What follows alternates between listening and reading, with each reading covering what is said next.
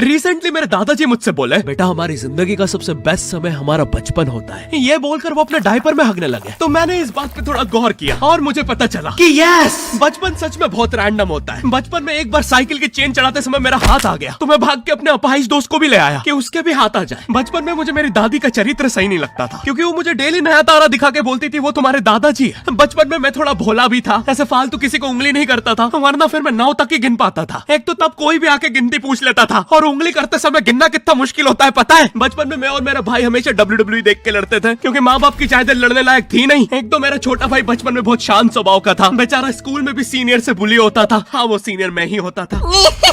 एक बार मुझसे बोलता, भैया डॉक्टर बनना मेरा सपना है। तो मैंने उसे नीट की बुक्स ला दी, तो अब वो उसका पूरा सपना बन गया। अब वो डॉक्टर गेम में भी बीमारी बनता है, और बवासीर पीछे होती है। चिंटू बुक्स नहीं पढ़ रहा है तू? एक बार बेचारा बिस्तर पे गिर के रोने लग गया, तो सब बोलने लग गए, कुछ नहीं हुआ, चींटी मर गई, चींटी मर गई। मैं यहाँ सोच रहा हूँ फिर अभी तक हम चींटियों वाले बिस्तर पे क्यों सो रहे थे? हाँ, घर में सबकी पीठ पे ददोड़े हो रखे हैं। हाँ, ये नहीं गिरता तो हमें तो पता ही नहीं चलता बिस्तर पे चींटियां हैं। हम तो सोए जा रहे हैं चींटियों वाले बिस्तर पे। और स्कूल में जब भी ये छोटे भाई पैंट में हक देते हैं, तो बड़े भाई को क्यों बुलाया जाता है? पता है कितनी घनघोर बेइज्जती होती है पूरी क्लास के सामने, और बुलाते भी इतने सस्पेंस है, वो देख के बड़े भाई का हगना निकल जाता है। ऐसे 2 छोटे बच्चे स्लो मोशन में भाग के आ रहे हैं। हाँ, वो उनकी नॉर्मल स्पीड है।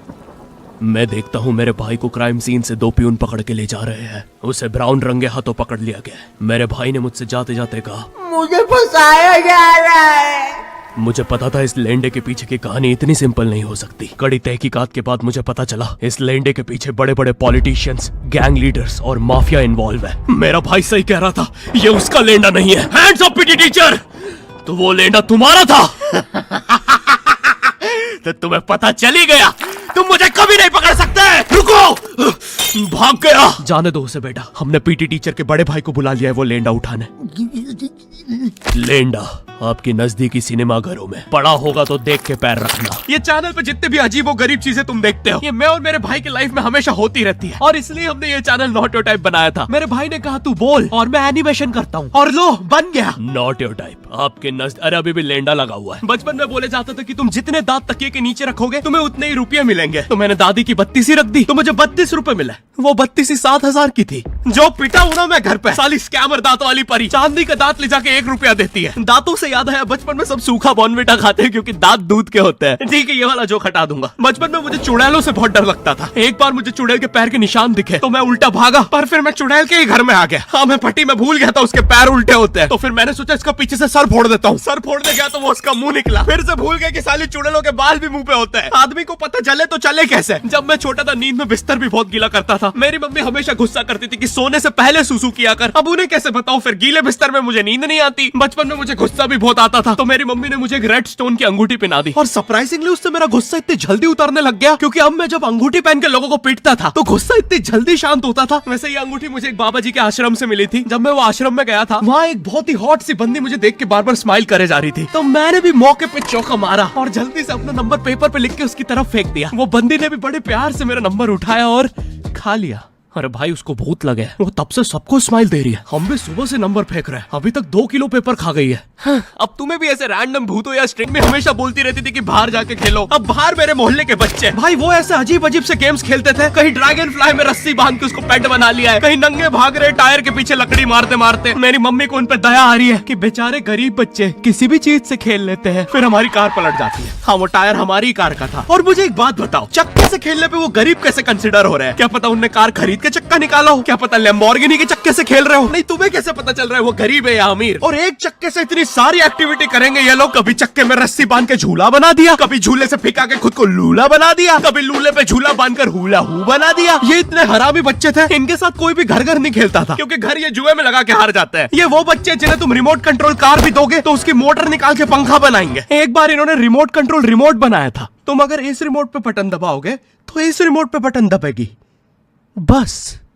ये लोग मकर संक्रांति के दिन पतंग भी लूटते थे दुकानों से। पतंग से याद है, मैं बचपन में अपने दोस्त जनक के साथ बहुत पतंग उड़ाता था। जनक गुजराती था, और गुजराती लोग तो बहुत बड़े पतंगबाज होते हैं। वो लोग गला काटने के बाद भी काहे पोचे चिल्लाते हैं। जनक मेरे घर पे इतना बड़ा गिर्रा लेके आता था पतंग उड़ाने। उस पर पता नहीं कितने 1000 किलोमीटर का मांझा लपटा होता था। हम दोनों का सपना था उस गिर्रे की पूरी ढील देना। एक बार तो गिर्रा खाली होने ही वाला था, पर वो पतंग तो घूम के हमारे पीछे से आ गई। हमने हमारी ही पतंग काट दी। तो इस बार हमने सोचा पतंग पूरी परपेंडिकुलर उड़ाएंगे, स्ट्रेट। हमने 2 घंटे ढील दी, वो मांझे में वेव सिग्नल आने लग गए प्राचीन भाषा में। हमें लगा हमने एलियंस ढूंढ लिया, बट फिर धीरे से वो सिग्नल क्लियर हुआ। हमें पता चला हमने कोई नासा का 100 मिलियन का टेलीस्कोप काट दिया। पतंग नीचे ले, टेलीस्कोप काट दिया।